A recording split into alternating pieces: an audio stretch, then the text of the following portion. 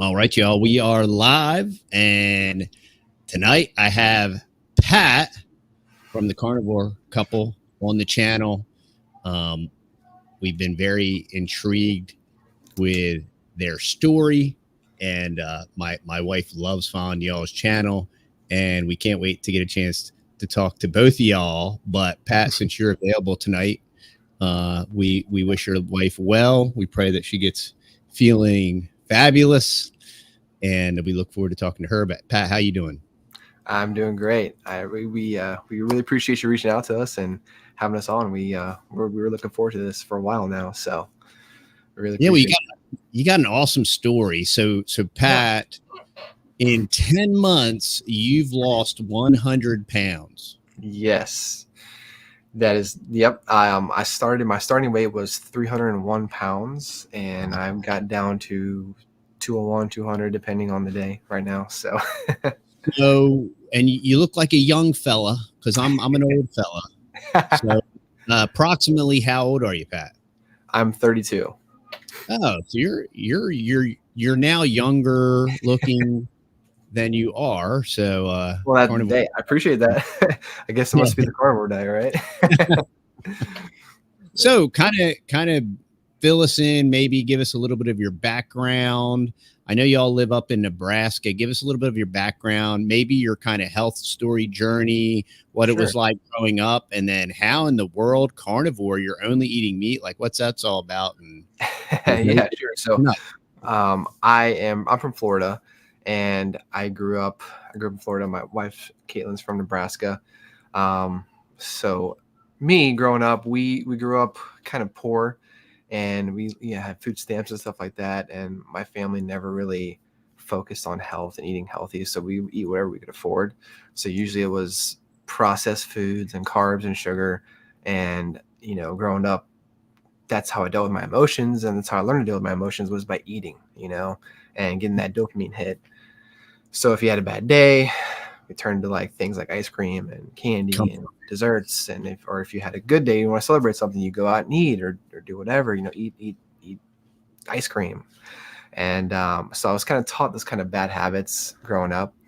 And it got worse as I was an adult, and I could have the freedom to do whatever I wanted to and eat whatever I wanted to. So I kind of went off the rails, and I'm a sugar addict. I love candy way too much, especially like the sweet, the tart sour candy. So I would just sit there at night and just binge eat candy, and that's how I ended up weighing over 300 pounds. And we have a son, and he's 2 years old, and I knew that in my family, on both sides of my family, not only heart disease, cancer, and type 2 diabetes, and those kinds of diseases that are preventable usually run on both sides. And I knew that if I wanted to be around to see my kid grow up or even meet my grandchildren, that I needed to make a change. And how long did it take you to get to 300? Like, what did that look like? So I lost some weight like my senior year of high school. I started getting a little bit healthier, mostly just working out and burning calories. And I got down to about 175 or so when I was in high school. And then when I graduated high school, I was probably around 190, 200 pounds. And so basically that was in 2009. So just gradually over, 13, 14 years, I just gained 100 pounds, just, slowly, but surely. And it gets away from you. And, not only was I concerned about living a long time and seeing my children grow up and see my grandkids, but I was also struggling with health issues. I was inflamed like crazy. I was always chronic fatigue. I had stiffness and joint pain, and I was sore. I had some depression. I was pre-diabetic. I had just all these things. I had, heartburn, just all the things that you don't want to have, that just from being so overweight and eating like crap. And it just kind of came to a point where I'm just like, no, I need to make a change. I need to get healthy. I'm miserable, and something's gotta give. So, and that's when I decided to do some research and ended up looking into the carnivore diet. So So walk us through that process, because there's lots of ways to be healthy and eat healthy in 2023. Why carnivore? Yeah. So in the spring of 2022, both me and Caitlin went on keto diet because that was kind of the thing to do, and we did that for we did that for I don't know, about a month or two, and we lost some weight. The problem with keto is that it doesn't solve your food addiction issues because you're still going to recreate the things you used to eat, like whether it's keto ice cream or whether it's like keto spaghetti or whatever it is. You're still trying to recreate those things, but you never solve your food addiction. So we lost like 20 pounds. It was probably mostly water weight. Then we just fell off the wagon and we gave up. And then so when I decided to do carnivore, I was scrolling on YouTube Shorts or Facebook Reels or whatever, and I came across videos with like Joe Rogan and Dr. Sean Baker talking about carnivore diet, and then I stumbled upon Jordan Peterson talking about it and Michaela Peterson. Then I kind of stumbled into I started YouTube searching it, came across Dr. Ken Berry and Dr. Chaffee and all these carnivore doctors, and started seeing all these anecdotal stories of people changing their life, changing all these autoimmune diseases and solving their food addiction issues and all these crazy things. I'm like, this is nuts. Is it, I started researching, is it safe? Like, can you eat only meat? Can you survive like this? And I looked heavily at doctors specifically, even Dr. Eric Berg, who's a pro keto doctor, different doctors like that, and trying to get medical advice that way. And so I was like, you know what, let's do it. So I just started carnivore. And I think the biggest thing with me, because was my mindset. I went into it with a completely different mindset. For me, the thing was like to view food as fuel and not for comfort or for whatever. Because if I didn't do that, I knew I wouldn't be successful. So I had to really just completely change my mind and look at food as fuel. And that's the only way I was able to stay successful. So. Yeah, that's great. And it helps break that chemical addiction when you remove all of that emotionality. Most of the harm we do to ourselves are all predicated and founded on emotion. And it's why we continue to relive the past, to be honest with you. And food's a major component of life, but much of the self-abuse has to do with emotions and emotionalism. And this Franken food has been designed to dopamine drop and basically rewire our brain, and it's crack basically. And when all your food becomes crack, that's how you blink your eyes and you wake up and you're 300 pounds. And that's exactly. Somebody like me, I wasn't heavy. I wasn't even overweight. I did lose, we're 200 days in, and I did lose. Initially, I lost about 10 or 15 pounds, and I've gained back a lot of the muscle. But for me, it was just, it was still revolutionary because it was, thank you very much, Jones and for Fish for the super chat. Appreciate that. For me, it was, I'd always been real athletic and everything, and I ate for like your new mindset, like I'm feeding the machine, but we were gluten-free, dairy-free, and all these different things, but I still had like insane inflammation. We were eating mostly organic. My wife was almost exclusively plant-based, and I felt like trash, man. And I'm like, and here we are, we got all this dirt. We're growing our own animals. We have cows, we have pigs, we have chickens, so, and we're eating a lot of our own food. We're trying to grow a stupid garden. I mean, talk about something that's just incredibly difficult and very challenging. And especially in Texas, it's times 10 because of the heat and water and all that stuff. And it's like, wow, I guess that just getting old sucks. And I just feel like I'm ancient, you know, and that was before, well, it was during all the shoulder stuff and the shoulder complications. It's how I saw the light. So that's what made me make the shift. And it's been revolutionary. So, okay. So you kind of, you grew up kind of poor and eating, you know, and then you started basically self-medicating. Most of our diet is a way of self-medicating to make ourselves feel good, you know, and you change your mindset. You saw this carnivore stuff. You looked into all these doctors and you're like, wow, there's an inordinate amount of doctors that say that this is like legitimate. There's lots of data on this. There's many doctors that not only recommend this, but they are actually actively participating in this diet, way of life, in this whole approach to eating, and they've been sustainably doing it for a very long period of time. All right, welcome back on the wagon. Thanks again for the super chat. I appreciate it. But I just lost my train of thought. Sorry about that. Yeah, take it away. I don't need to blabber. I'm interviewing you. Yeah, no. So go ahead. So you started investigating all these doctors, right? And you're like, wow, well, there seems to be some credibility here. There's books out on this now. And so, okay, so now you decide to make this change, you make this mental shift, right?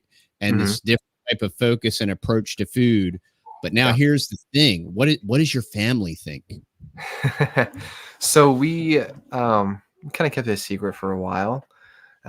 We just kind of said we were going kind of keto or high protein keto, just because we don't want it to be like, because eating just meat is kind of taboo, especially in our society. So we kind of kept it under wraps. We're just saying, we're eating, you know, a lot of protein and some vegetables here and there. So once we started losing a lot of weight and it was noticeable, we started telling people more about it, and then we started telling our family and friends about it, and then telling our family and friends we had a YouTube channel and all this stuff. So it was actually well received than we thought it was going to be. People were like, "That's awesome! If it's working for you, do it." You know, you're obviously you're feeling great, you're looking good, you like keep going. You know, so it was surprisingly well received. So. Yeah. And so how did that go during the holidays? So we just went through Thanksgiving and Christmas. And so how did you guys navigate the holidays?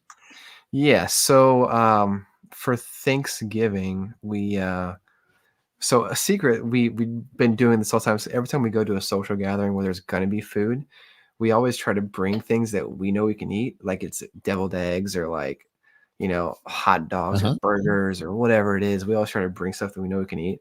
So we brought like, what did we bring? We brought some deviled eggs. For Thanksgiving, we brought like this green bean casserole. It was like green beans. So that was kind of not carnivore, but it was really green beans, you know. And we had, I think it was bacon gravy and bacon and cream with whipping cream. It's really good. So it was like, if I'm going to cheat and it's green beans, it's not that big of a deal. So it's like one time. So that we brought that and then ate turkey, and then that was it. So Thanksgiving was good. And then Christmas was we actually normally eat steak and shrimp for Christmas anyways. So I just ate steak and shrimp and didn't have any sides, so it worked out.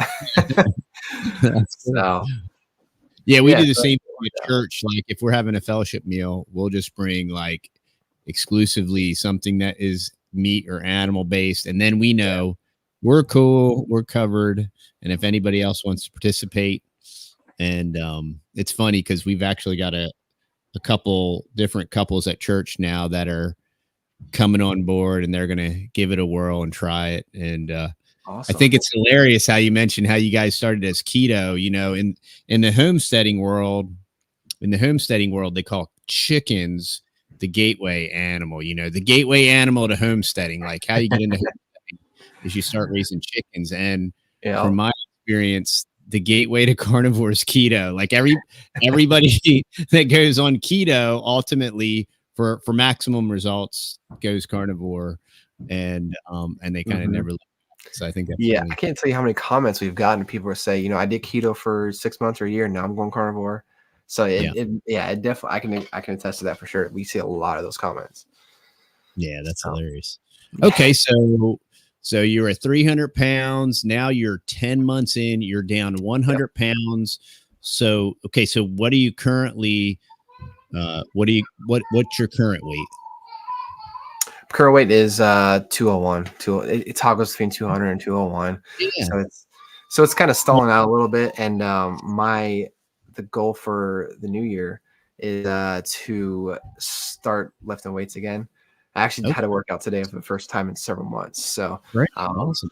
but I was working out for like a couple months in like April, May timeframe, beginning of the journey. And I kind of lost motivation, stopped.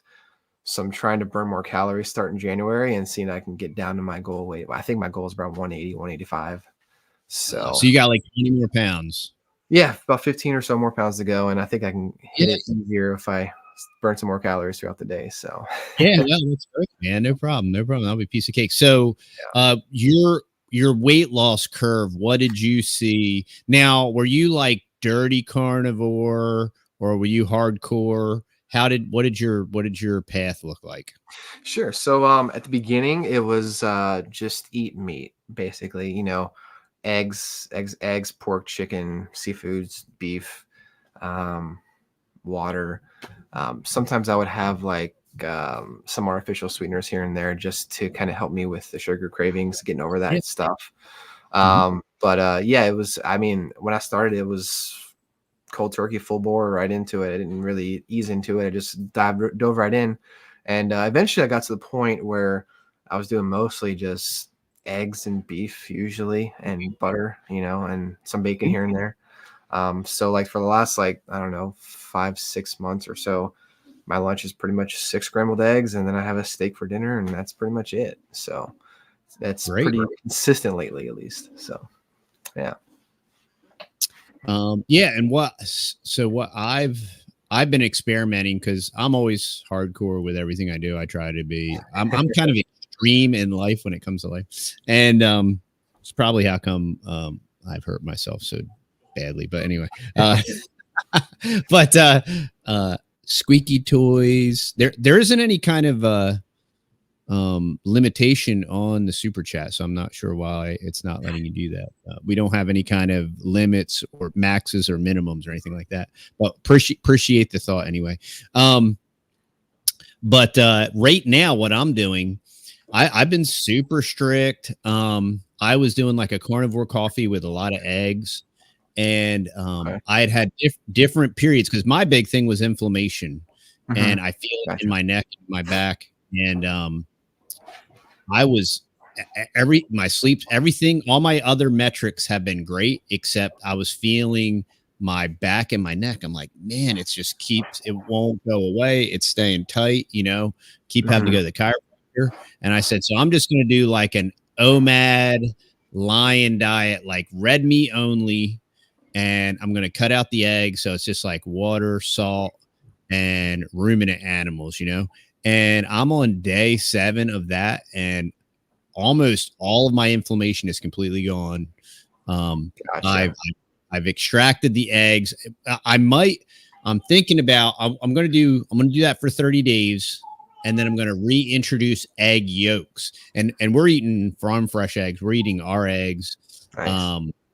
And we pound through an enormous amount of eggs.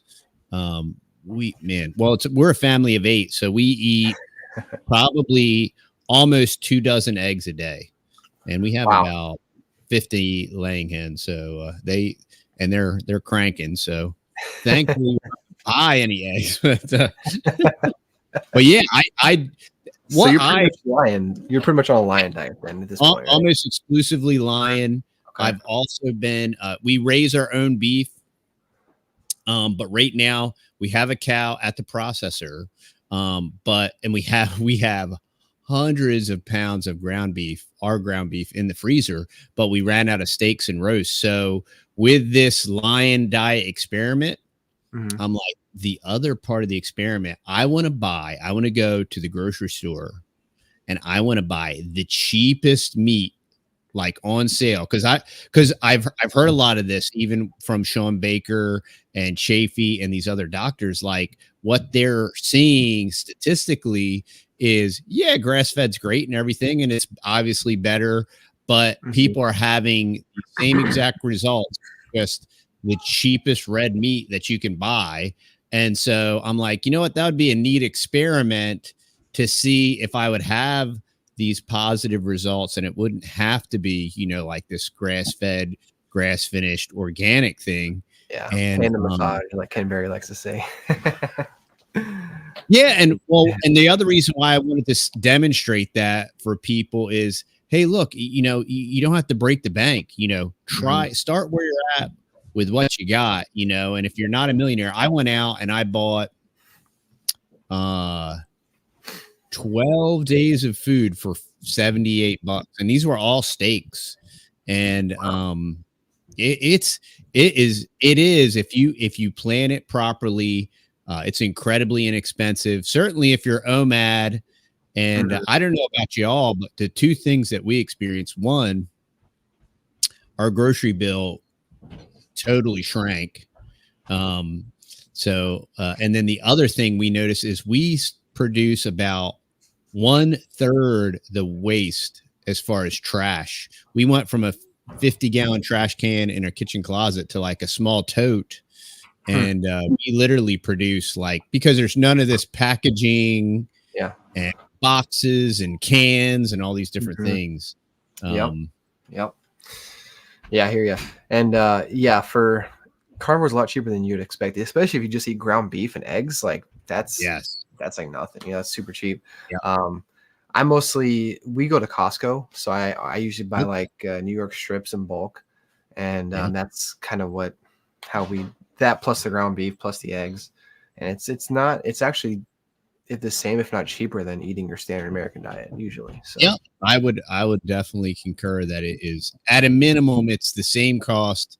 It's probably cheaper, and then obviously when you count in the health benefits and not having to go to the doctor and all the medications you no longer have to take. Pat, were you on any type of medications? Luckily, no. I just took supplements here and there, but nothing, no medications or anything, thankfully. So, another thing that you said you were pre-diabetic. What were you, like hypoglycemic or? So I think I was pre-diabetic. I'm pretty sure. Because so the thing is, like, I haven't been to the doctor. Like, I went to the doctor in May to get blood work done, because this was like after almost 3 months of being carnivore. But I hadn't been to the doctor before that in like 10 plus years, mostly just because I had a lot of anxiety and fear of what the doctor would say to me, because I knew I was unhealthy, and I didn't want to face the reality of what my health, basically. So I kind of avoided going to the doctor, and with the amount of sugar I was intaking, which was way too much every day, I would have these weird like I would get weak all of a sudden, and I would have like these weird, like, I would almost faint sometimes, and so I knew my sugar would probably be bottoming out. I just kind of coped with it and never went to see a doctor. So I'm pretty sure I was pre-diabetic, but after 3 months of carnivore, I went and got my blood work done in like late May, like very end of May, and I think my A1C was 5.4. So yeah. So that's amazing how you can just, by eating well, you can like heal yourself, and you know, you don't have to go to the doctor, you don't have to get a bunch of pills. Exactly. Yeah, that's awesome. And you don't have to support big pharma either. Right. Yeah. Okay, so you've already told us about some of your goals for 2024. You're going to start lifting again. You want to drop about 15 more pounds. What else? Or maybe do y'all, as a couple, do y'all have any goals, or what else? What else does 2024 look like? 2024 is just going to be a continuation, I guess, of 2023. Just trying to just extend our health journey, reach our goals, our weight loss goals, and just get healthier in general, and just kind of pass on those good health habits to our son. So just the continuation of everything, and just continuing to document our journeys. And yeah, I mean, there's no really big goals or anything, just a continuation of just to continue the health journey, because it's at the end of the day, the health journey never ends. It's a lifetime journey. So it's a lifestyle change. Your son is 2 now. What's his diet can look like? So his diet is mostly, so it used to be whatever he would eat, but it's mostly the whole food diet. So we do give him, like, he loves meat, so he eats a lot of steak and bacon and eggs and stuff like that. But we also give him vegetables and fruits. So he's eating mostly just whole foods. So yeah, our kids are mostly carnivore, but we still do like mixed berries. Occasionally we'll do some yogurt. Obviously we do the butter and different things, but yeah, our kids aren't like ultra strict carnivore, but our older boys pretty much are. And it's kind of it'll be very interesting. It'll be neat seeing like second generation people eating this way, to see how unfettered they are, health wise. I think even stature wise, just long-term metabolic issues that are just accumulated over an incredibly long period of time. Once you're unencumbered and you don't have to like undo or deal with that stuff, it's going to be fascinating to see the long-term effects of. Definitely. And you know, and all the diseases that we're seeing in our society today, large majority of them are just caused from what we eat and we put in our body. So if people start learning about a proper human diet somewhere on the keto spectrum, in my opinion, that's kind of how I feel. That's how a lot of doctors feel about it. But if they do that, you can start to see a decline in a lot of autoimmune diseases and a huge decline in type 2 diabetes and all these other things. And it's going to be interesting to see what that looks like, 30, 40, 50 years from now. So, I mean, it's one thing to make this drastic change and to do this like fringe conspiratorial diet or whatever, as some people try to do, like you're going to kill yourself. A couple generic questions. Have you developed scurvy yet? No, I have not developed scurvy. Okay, good. And what other, do you miss eating kale? I do not miss eating kale or any vegetables for that matter. I was never a huge vegetable lover in the past. I mean, I'd eat them here and there, but I've always been a meat lover. So did you eat vegetables out of guilt or out of coercion? Depends on the vegetable. Some of them I eat out of guilt or coercion, but some I do like, some things but it wasn't really difficult for me to stop eating vegetables. It was more difficult to stop eating the carbs and sugar. Kind of like most people. Do you think vegetables are trying to kill you? I do not think vegetables are trying to kill me. I know there are some hardcore, carnivore Nazis out there that will say that.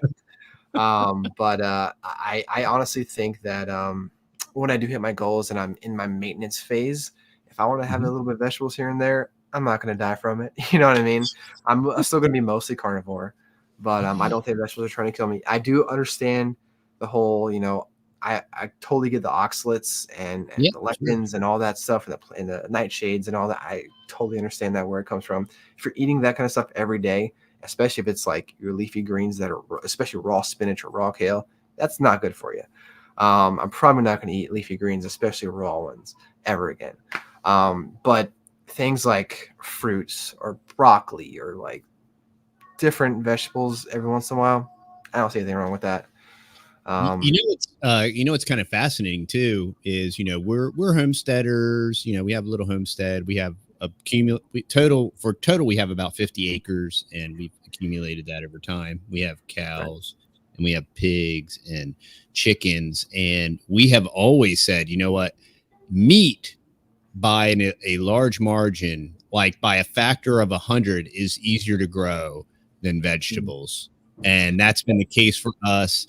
And it was funny. I was watching another homesteading channel, Jason from Sow the Land, and he was doing like a year in review, and they've added a lot of animals. And he said, you know what? Meat is so much easier to grow Yeah. than Yeah. vegetables, you know, and there's so much truth to that.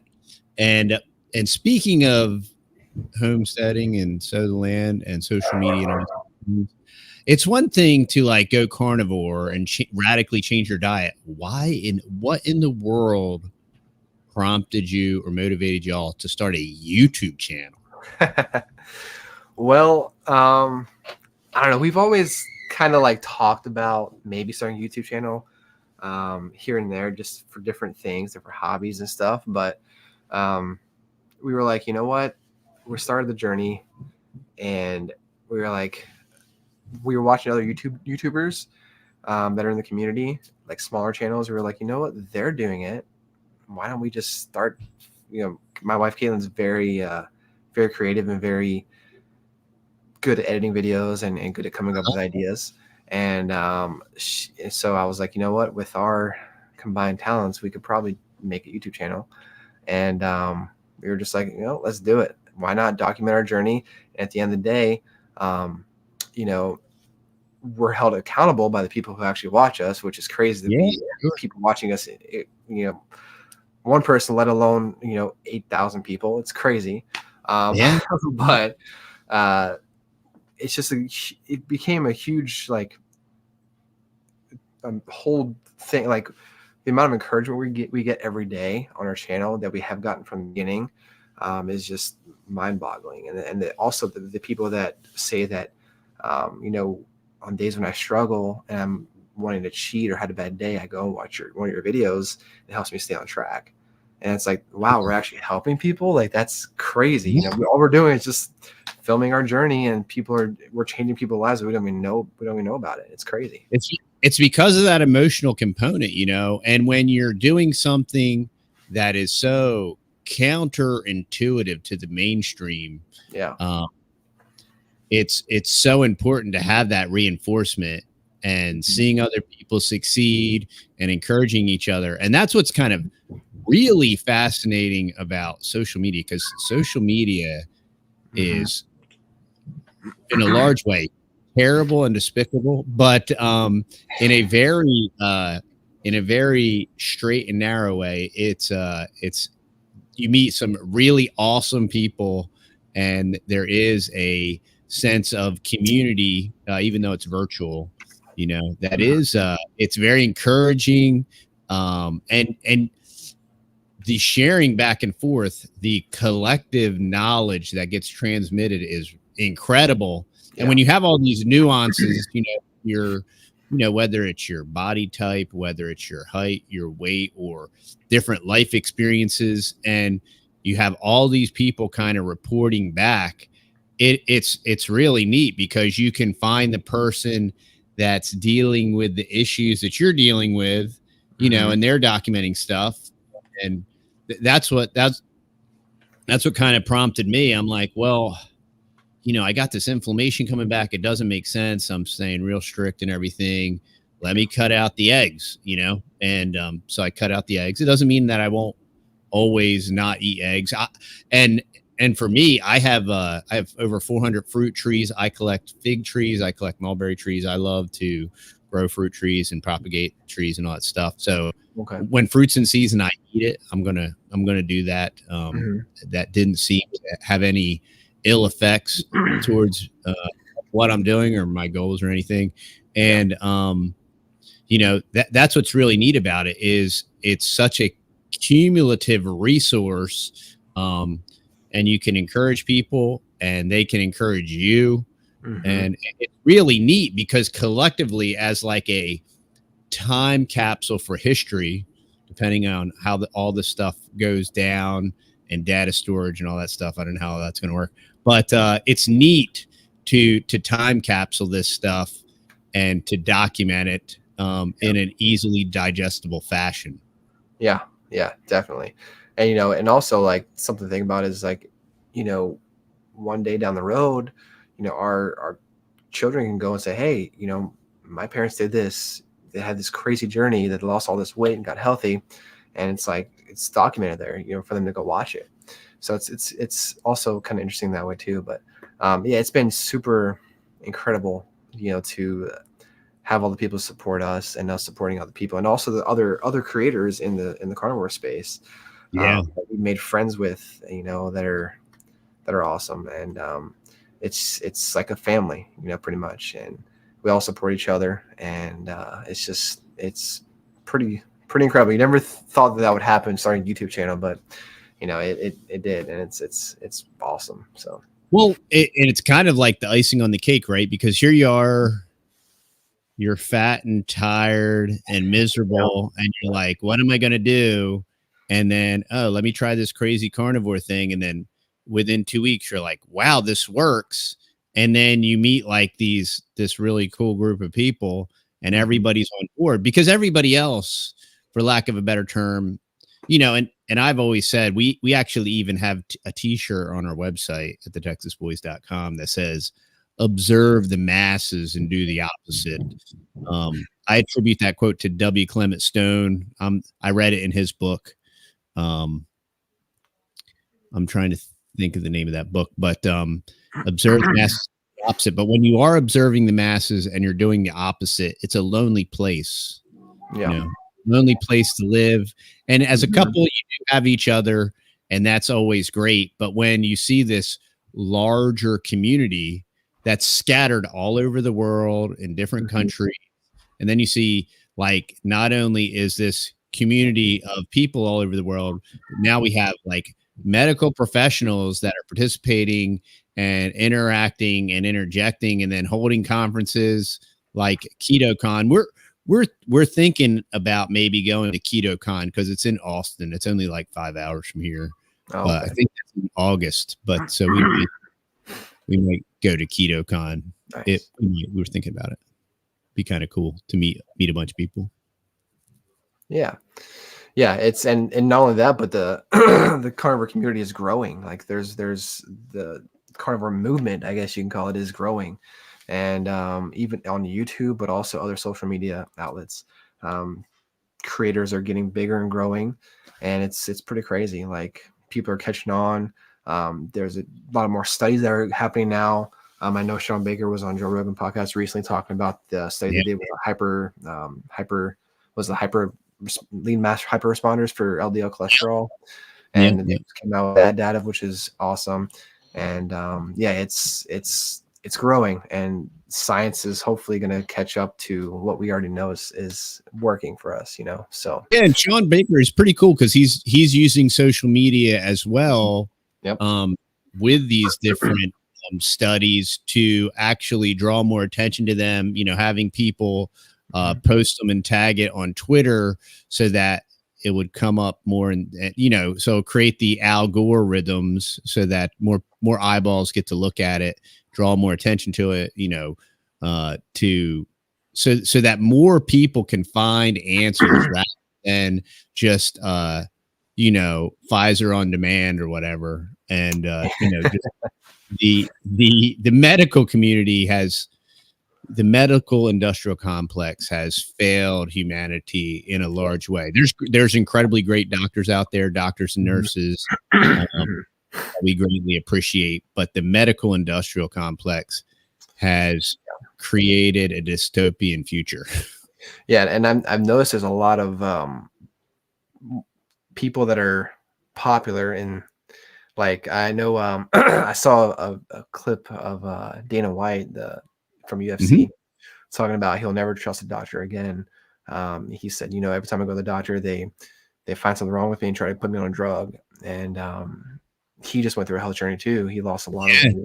Have you ever heard that story? That doctor that there used to be this doctor, the one he consulted with, and he used to analyze people's blood work, and he had stopped doing it. And it was either Dana or one of Dana's people reached out to him and said, hey, could you look at Dana? Well, he's like, well, since it's Dana White, I'll look at it, So they take the blood, they send it into the lab, and the lab calls him in the middle of the night on a weekend.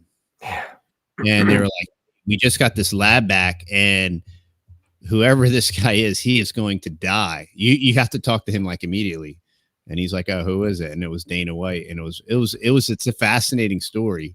And then to hear about like he was falling asleep like in conference meetings, and he was like Walking Dead. And and all he did was make some basic changes in his diet and start listening again and different things. And he's a totally different person. It's so fascinating how such a small change, it's such a minor, it's so simple, and people try to complicate it. Another thing that people do when they approach carnivore is they self-sabotage, and they'll say, oh yeah, I'm carnivore, or oh, I tried that. They never do it like strictly hardcore so that they can actually reap all the benefits.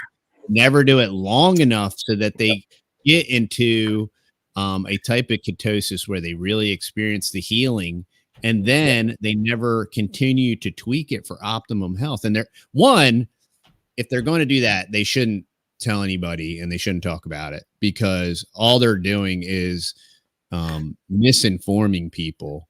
But two, they're going to be like, oh yeah, I tried that for 3 months and it didn't work. Meanwhile, they were eating everything, but I ate an extra steak a day or something. You know what I mean? Yeah. It's just like, and we tell people who are, trying to start on our channel and everything, comment back and forth. We tell people, go strict carnivore try it for 30 days, but get to 90 days of eating nothing but meat and see how you feel. And if your health doesn't improve in 90 days, then you're doing something wrong,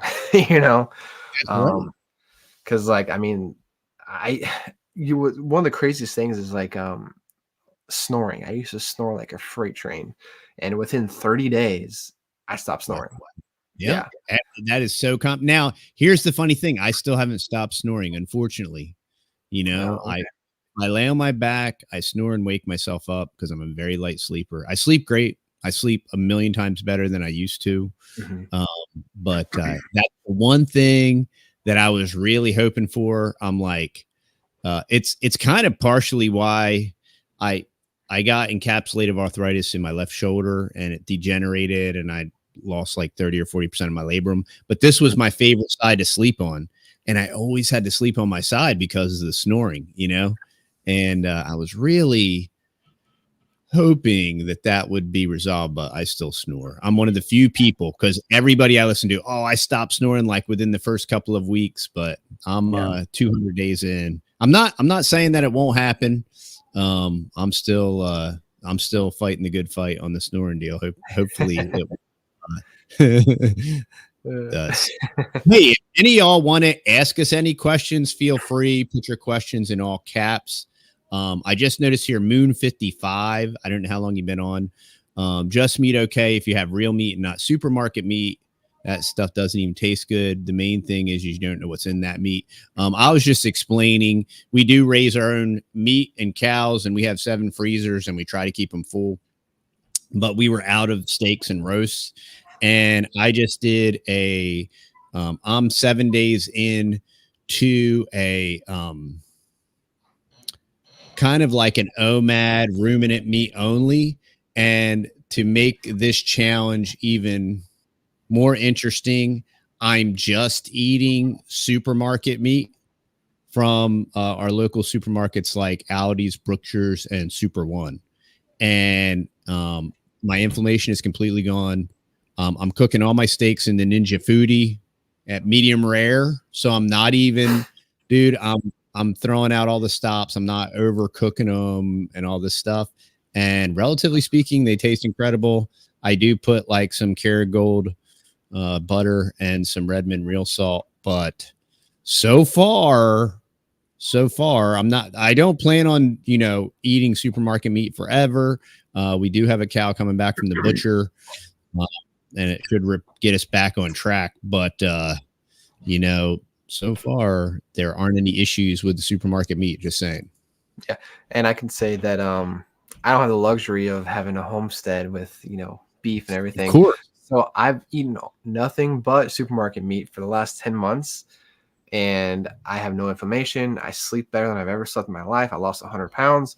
I don't snore anymore. I don't have any more heartburn, no more bloating. I mean, there's a whole list of things that I can go tell you that has changed in my life just from eating supermarket. Yeah, go down. Okay, so go down the list of your physical ailments prior to carnivore and what has been eliminated or eradicated. Sure. I used to have brain fog. That's gone. No more. No more gas. No more bloating. No more inflammation. No more heartburn. I don't snore anymore. I sleep better than I've ever slept. I wake up feeling rested and I'm ready to go. I used to wake up with a stiff, sore back, and joints were always sore and achy. Now I just wake up and I'm fine. I used to have pretty bad. So my whole life I've had oddly enough, I have weird ankles. So I would get a lot of ankle twists and sprains, and I would have chronic pain in one of my ankles. And after about 3 or 4 months of being carnivore, that went away. Let's see, I have terrible skin. I grew up when I was like 11, 12, I had really bad acne, and I've always struggled with acne, and my skin has gotten way better, way less breakouts than I used to have. I have more endurance. I'm more agile. I feel 10 years younger. I can go up a flight of stairs without getting winded.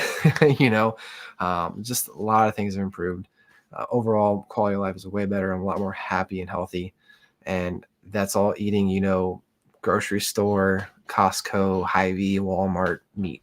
So I don't know if it really matters the type of meat you get. But I think you just eat what you can afford and what you have access to. That's the biggest thing.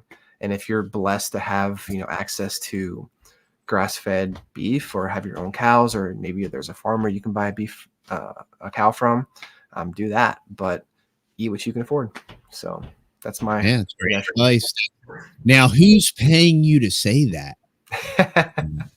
Walmart?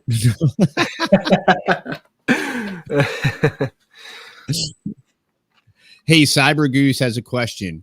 Do you enjoy coffee as a carnivore? I do. So I drink coffee every day. I know it's not actually carnivore, but I work every day. I have a 2-year-old, and it helps me get through the day. I usually fast breakfast, and I know coffee helps me going, wake me up, and also helps me be able to fast until lunch, because I know caffeine can can help save off hunger for a while. So I do drink coffee, and it also in the morning, and sometimes at like the 2 o'clock crash that we normally get. So I do drink coffee. Usually it's black. Sometimes I'll put some whipping cream in it. Just but what about you? So not only do we drink coffee, we sell coffee. So if you're looking for some awesome coffee, go to TheTexasBoys.com. But yes, no. So here's a little story. So you big coffee drinker. I got a video on our channel about carnivore coffee where I do the Kerrygold and like 6 raw eggs. Well, I wanted to cut out the eggs, and I said, hey, you know what? I got this extra inflammation. I'm feeling it. I'm just going to cut out the coffee altogether. So cut out the coffee altogether, and stopped with all the eggs. And so I'm day 7 in, and for the last 7 days I've had this bottle of cold brew on the counter, which is brutal, because I'm like, man, I really just want to drink a coffee. And so I was just talking to my wife, and I'm like, man, I said, I think I'm going to drink my cold brew today, and maybe I'll just try egg yolks, And she was like, no. She was like, no, do 30 days with the ruminants, keep the eggs out for 30 days. I said, yeah, good point. She was like, so what I did, it was cold brew. So I melted down some Kerrygold and some organic beef tallow with a teaspoon of honey. I still do the honey. We still eat honey. We sell honey on our website too. Shameless plug. But so we still do honey, and we still do coffee. I drank my cold brew, and that was that was 10 o'clock this morning. I still have I'm not feeling any ramp up in inflammation, and I'm so tuned in, like I can start to feel it within a couple hours. So I do not think that the coffee was. That doesn't mean that's for everybody. It could inflame some people. They could be sensitive to it. The coffee does not impact me negatively that I'm experiencing as of to date. Yeah, I couldn't survive without coffee, and it doesn't bother me. I don't get inflamed either. So my inflammation is pretty much gone just since 10 months ago to now. Yeah, huge difference. So coffee's never bothered me, thankfully. Yeah, there's, coffee does affect people. And then there's a lot of doctors out there that want to make coffee the boogeyman. But I mean, obviously, if it negatively affects you, if it messes with your nerves, makes you jittery or anxious or paranoid, yeah, definitely don't drink it. Don't do stuff that makes you sick. I'm not a doctor, but that's some sound medical advice. Oh. But Pat, this has been great. I appreciate you taking the time. Definitely hit up our calendar again when your wife is feeling up to it, because I know my wife is looking forward to talking to your wife. Yeah, we'll have to do a couples live stream. Yeah, that'd be great, and we could get more down into the nitty gritty. It is great, if you are doing this radical, some people look at it as a very radical thing, this change in diet, but when you're doing it as a husband and wife, it is exponentially easier. Yes. And so it's awesome that you do have each other to improve each other's health, encourage each other. Do you have any parting thoughts, anything that you want to say, anything that you want to leave our viewers with? Sure. I always ask this to some people too, but on live streams, I like to answer this question. Advice for someone who has 100 pounds or more to lose now that I've lost 100 pounds. If you're out there struggling, the biggest thing is to, one, get started. That's the hardest thing to do, is to actually take the plunge and get started. And the other advice I have is to take it one day at a time. I know food addiction is tough, especially going through the first month of cravings and everything and getting over your sugar addiction, your carb addiction. Just take it one day at a time. Remember why you're doing it in the first place. Have a reason why you're doing it, whether it's in yourself or whether it's outside of you, whether it's your children or whatever it is. Keep that in the front of your mind every day of why you're doing this journey, and just take the plunge and take it one day at a time, and you can do it. Some great advice. Now, y'all, you just heard from an expert. Okay, you want to know how to lose 100 pounds? Well, here's a guy that did it. So I would say, anecdotally, that would make him an expert because he's experienced it. Here's the other thing: he has a YouTube channel, right? So you can follow him over there, and if he blows back up like a blimp, you can say, well, that guy doesn't know what he's talking about, right? So you can hold him accountable. You can see what happens. But it's getting ready to be 2024. I'm not a New Year's resolution guy, but I am a goals guy, and I encourage everyone. 3% of the people on planet Earth will write down their goals, and of that 3%, 80% of those goals will be achieved, y'all. It's as easy as writing them down on a piece of paper. It's a neurological thing, reticular activating system. I don't know, whatever you want to blame it on, it works.